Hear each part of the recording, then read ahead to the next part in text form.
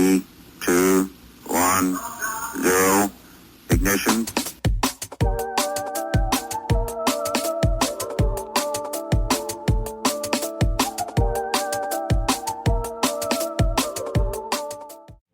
Hello and welcome, listeners, to another episode of Epic Encounters.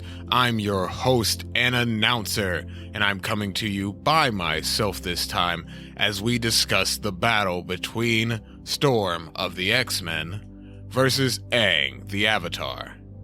In a clash of those who manipulate elements, we will get into the breakdown of their powers, histories, and a point-by-point analysis to determine who would emerge victorious in this ultimate showdown.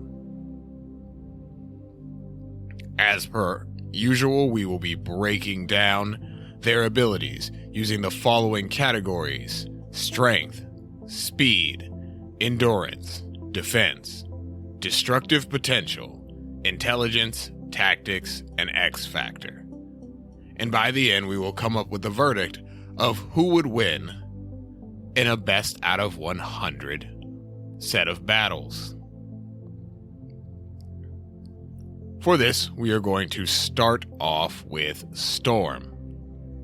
Storm, also known as Aurora Monroe, is one of the members of the X-Men, not part of the founding team, but the team that came afterwards. Found by Charles Xavier in Kenya while she was under the tutelage of the Shadow King, or I should say control of the Shadow King. Her powers cover control over the weather, also known as atmokinesis, where she is able to manipulate various storms or just the elements themselves to produce any effect that she so sees fit. This can be anything from creating hurricane force gales, storms, tornadoes, lightning bolts, control over moisture, freezing things, hail, and so on. Her powers are relatively extensive. That's shown all across the different media that she pops up in. I think that one of the best showings for this is probably like one of the Marvel vs. Capcom games, even though most people who play with Storm in those games just kind of spam. But that aside, Storm's powers allow her to do everything from fly at high speeds to using lightning to arc between targets or strike very precisely. While Storm has great control over her powers normally, she does have a few weaknesses, which are she herself is still relatively human as far as her anatomy goes. She can still be harmed by bullets, regular weapons, swords, etc. And despite her training with Charles Xavier to help with any mental issues or other problems that she has, Storm is still claustrophobic, often causing her to lose control of her powers when she is stuck in tight places or places that she feels are very dark and make her feel as if she can't move.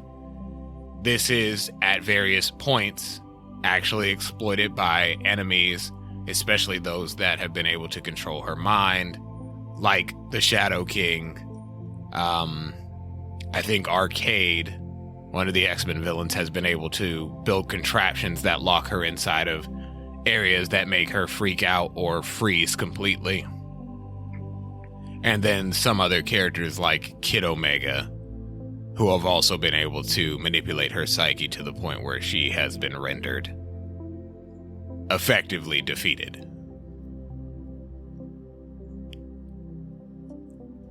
Despite this, Storm does still have some very impressive feats, like in the animated series where she's been able to not only outmaneuver, but completely incapacitate Cyclops. When she was in Wakanda and married to the Black Panther, she was able to create massive hurricanes that could keep out invading military forces. She has been able to, on many occasions, manipulate lightning enough to knock out enemies like the Blob, or even overcome the shielding of Magneto. And on various occasions, when the X-Men have been forced to go up against the Phoenix, she has been one of the few members of the X-Men who has been able to stand up to the Phoenix one-on-one, even if it was for a limited amount of time. Yeah, the Phoenix Force tends to be pretty damn powerful, so most of the time when people go up against it, they kind of get mollywopped, and it's normally pretty bad. Storm does well, probably second best to Wolverine, who just kind of gets the shit beat out of him, but he can take it. One of Storm's more impressive feats, from what I am aware of, is her ability to manipulate cosmic storms. While rare, and her ability to actually be out in space by herself isn't really something she can do, it does pose an interesting X factor in this battle that may come up, but unlikely. I don't think they're going to be fighting in space. Kind of weird, and I don't think Aang magically became a cosmonaut, so they're not going into space. But I think that covers the bulk of Storm and her powers from the jump. We can move on to the next portion. In our next portion, we'll be covering Aang, the Avatar. Aang spent most of his life amongst the air nomads, being a more playful and happy-go-lucky person up until the point where he was told that he would be the Avatar and will be tasked with bringing balance to the world as it was. In fear of his duties, Aang ran off, ends up frozen like a popsicle, and some amount of years later, some kids find him, and he's 112 years old but still looks like a 5-year-old, but you know, that is what it is. Over the course of Aang's journey in The Last Airbender, Aang learns how to use all of the different elements that are available in Avatar, that being firebending, airbending, that he already was a master at, essentially, waterbending, and I may have repeated the same thing twice, waterbending, firebending, earthbending, and airbending. Though he mastered some of these to differing degrees. Waterbending and airbending were very similar, so he mastered both of these relatively easily, while earthbending and firebending were the ones he struggled with. Earthbending being a little easier because it was less aggressive than what firebending was, because despite the fact that firebending was something that he could actually do, the problem was after injuring Katara, he essentially didn't want to use it. And Aang was primarily a pacifist, so even though he fought people, he himself really didn't aim to hurt anyone, and so firebending was never what he was good with. But Aang's end goal was to defeat the Fire Lord and restore balance to the world. And he does, alongside the rest of the Avatar gang, defeating Ozai by taking away his bending. In particular, Aang has the ability to manipulate air for various effects, such as creating an air scooter, pulling the wind out of someone, pinning people to the ground, sending out bursts of air shaped like himself, moving quickly or enhancing his speed and enhancing his physical strikes. And then when it comes to water bending, he can create objects, make walls of water, freeze water, and many more things.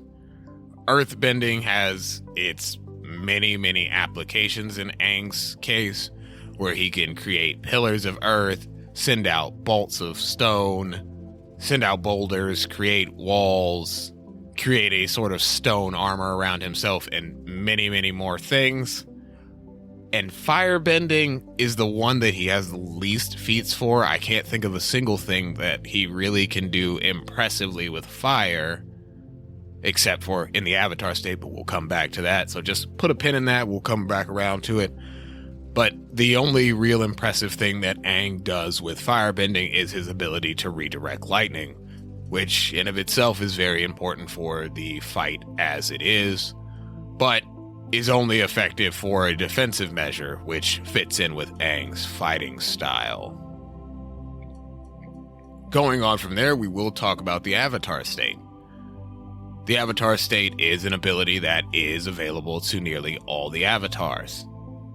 It is a heightened state of being where they use the experience and skills of past avatars to essentially master a bending style to achieve feats greater than what they could naturally, often heightening their already mastered abilities and then allowing mastery over an ability that they did not have any already, such as when Aang uses the Avatar state at the Northern Water Tribe, Northern Water Tribe, and he creates this large water creature that is able to swat aside Fire Nation ships with ease by raising massive waves, and this was already further amplified by the Moon Spirit. And another showing of this same Avatar state is with his fight with Ozai, where he actively is able to use all four of the elements simultaneously, even the fire bending that he was not exactly good at. While in the Avatar state, Aang is not truly himself, becoming way less defensive and far more violent and dangerous because he is a combination of all of the other avatars who were not all pacifists. Looking at you, Kyoshi. Not a pacifist in the slightest. Despite this, Aang can exert control over the Avatar state, and in this particular battle, the Avatar state is hugely impactful on the fight.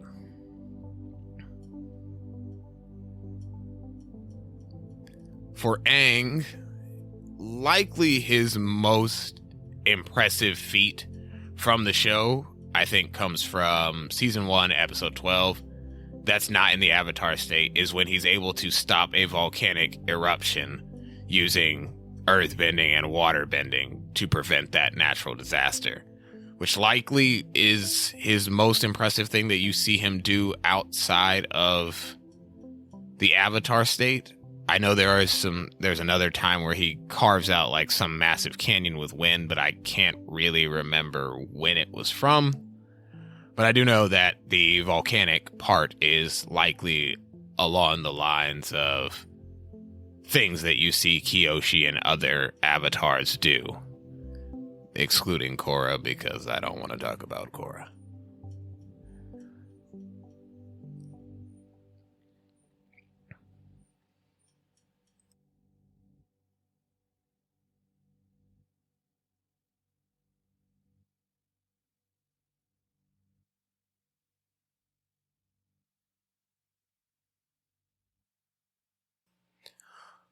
Moving on to talking about a bit of the advantages of each of the individual combatants in this fight. And we'll start with Aang because I just finished with him and it's still warm on the mind. Aang has the advantage in this fight when it comes to just raw mobility. He's faster, he's agile, he's used to moving around very quickly, and he's energetic in his fighting style.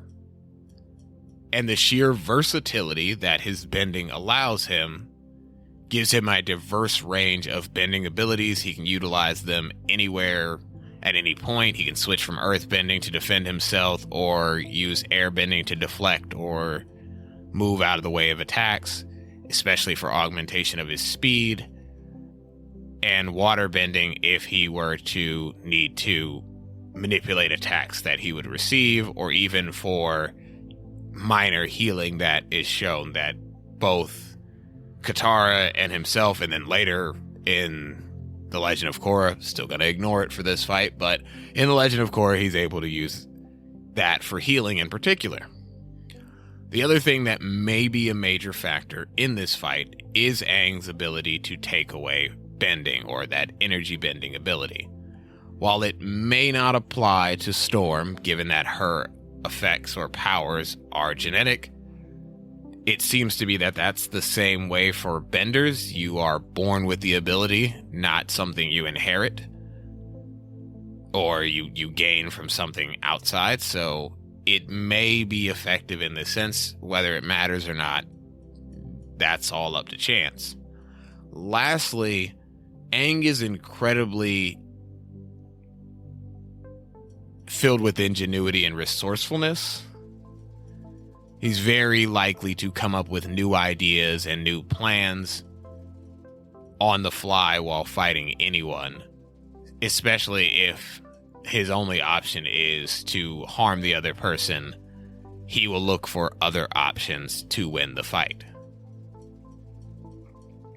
Storm in this fight, however, has a leg up on Aang in her sheer power of manipulation of the things she is in control of.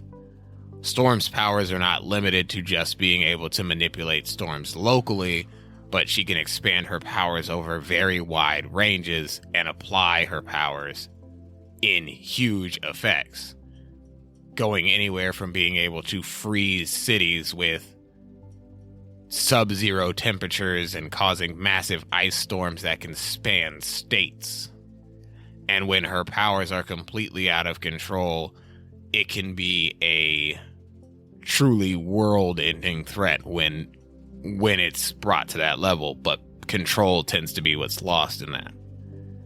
Additionally, Storm, unlike Aang, while they're both part of groups that they are varying parts of, while Aang is the main person within the Avatar group, he is not essentially the tactician or the leader. That falls to Sokka. While for Storm, she goes back and forth from being the leader to an ally, and she's normally sub-commander. And at various points, she has taken over the X-Men, where Cyclops was either incapacitated, or she disagreed with him and was chosen as leader for being less hot-headed than Cyclops is. Additionally, despite the fact that Aang is the older one in this situation, much of his life was spent frozen, and his experience is limited only to a few years and the past experiences he can pull on from his past lives, but only in the Avatar state.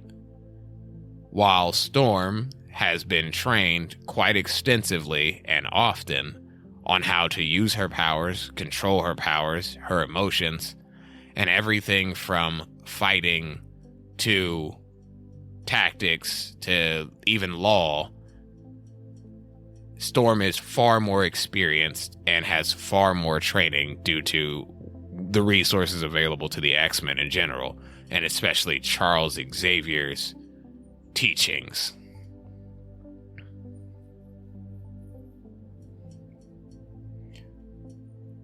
So now we come to grading. We're going to break down the individual categories and decide why or what points we will score each individual's powers to decide who is actually the winner in this situation. When it comes to strength, we gave Storm a 7, where Aang got an 18.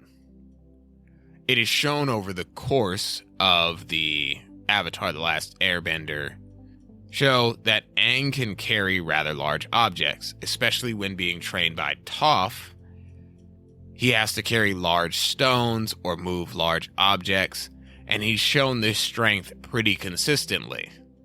While Storm has good physical attributes and is likely above the average person who does not work out or lives a sedentary life, Storm's not particularly strong, and she's not known for her strength. Moving on to speed, Storm scored a 48, whereas Aang scored a 33. While Aang is able to move relatively fast, likely faster than some cars or motorcycles, and most animals that you would use. He would not exceed anything that looks anything like the speed of sound, and his fastest speeds are more achieved by his glider than he would achieve via moving on his air scooter. While Storm, on the other hand, has the ability of flight without any apparatus to help her, and her flight is often able to keep her up with faster moving things such as airplanes, helicopters, and especially the X-Men's Blackbird. While not at top speed, she can keep up with a vehicle that can move even in cruising at several hundred miles an hour with relative ease, and she's been shown able to cross large distances faster than any of the other X-Men who are not much faster, like Angel. Moving on to endurance. Aang in this category scored a 23 to Storm's 17. While Storm has decent endurance, having trained and being relatively active, especially trained under the X-Men and Wolverine's tutelage, Aang is a monk who has spent most of his life training his body, his mind, and the powers of bending are primarily martial or activity-based and cause very little drain without being actually injured. And we have seen Aang fight for hours on end. While as for Storm, using her powers for extended periods of time have caused her to tire out or even pass out if the effort of using her powers was exceptionally hard. Moving on to defense. Storm scored a 23 to Aang's 33. Aang has a much better defensive profile. His powers and his entire fighting style focuses on being more defensive and passive, often deciding to redirect attacks, dodge attacks, or create barriers to defend himself rather than outright take on attacks or be hit by them. Additionally, he has the ability to raise barriers of different kinds, from water to stone to wind and even fire if necessary, especially in the Avatar state. While Storm tends to only really be able to make minor electrical barriers for short periods of time, or creating gusts of wind that defend her from projectiles. Though this has been shown that it doesn't work exceptionally well against physical attacks, having been shown by Juggernaut, Colossus, and characters like the Hulk being able to penetrate this barrier and injure her, or even thrown heavy objects that she is not prepared to defend against or misjudged, getting through her barriers. Next, we move on to destructive potential, with Aang scoring a 33, and Storm scoring a 50. While Aang does have the potential to destroy large land masses, maybe destroy parts of a city, especially in things like his Avatar state in Ba Sing Se and the battle at the Northern Water Tribe, this pales in comparison to the abilities of Storm, who has been able to tear apart cities with gale force winds, cause hurricanes and tornadoes, and especially when exposed to powerful existing storms, this can amplify her abilities exponentially, and even further so when she is completely out of control. Storm completely outclasses Aang in her raw ability to just be destructive, whether it be wide-ranged or focused. Next, we move on to tactics. As I stated before, and this kind of comes down to experience again, Storm scores a 38 to Aang's 28. While Aang is resourceful and is, I would say, poised to use ingenuity when needed, Storm is far more of a tactician and is more focused on ending a fight and has less qualms with the violence required to possibly finish a fight, where Aang would rather not harm people and especially not kill people, which puts him at a tactical disadvantage when fighting against Storm, so long as we are considering each of their morals and even their thought processes. Aang isn't magically going to become a murderer no matter how hard I want him to be for this fight or whether that goes. I have to consider how the characters think, and in this situation, Aang is going to be the softer-hearted person in comparison. Next, we move on to intelligence, and this is another one where Aang scores lower, with a score of 13 to Storm's 23. This comes down to the fact that Storm is college-educated, has more real-world experience, is older by, actual lived years, as compared to Aang being a teenager by the end of his journey before he becomes an adult. And even by then, while he is wise, he is not hyper-intelligent. He's not even all that intelligent. He's still a child at heart, and he is not in the same class as Storm in that sense. And additionally, Storm is from a future time period in comparison where there's more technology, information is more openly found, so Storm simply knows more.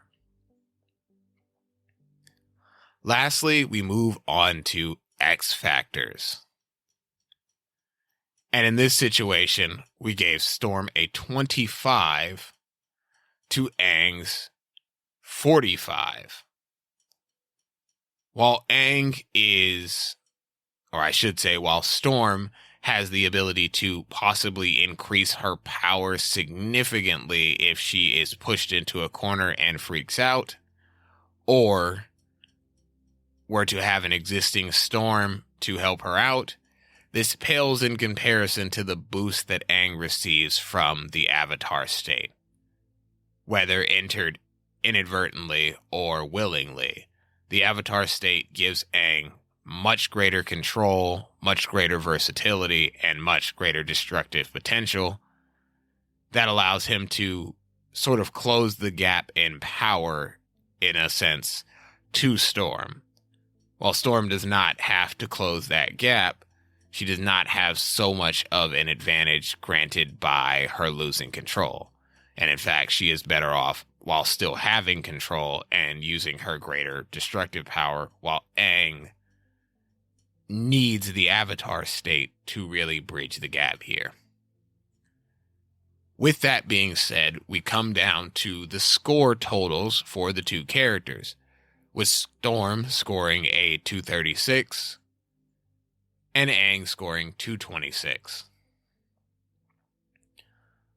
Both of these characters are very close in their abilities overall, especially when you talk about their physical capabilities and not just their raw power, with Aang having much better physical capabilities and his defensive and endurance-related profile being much greater than that of Storm's, with Aang being a bit of a superhuman in the fact of how he's actually built as a person,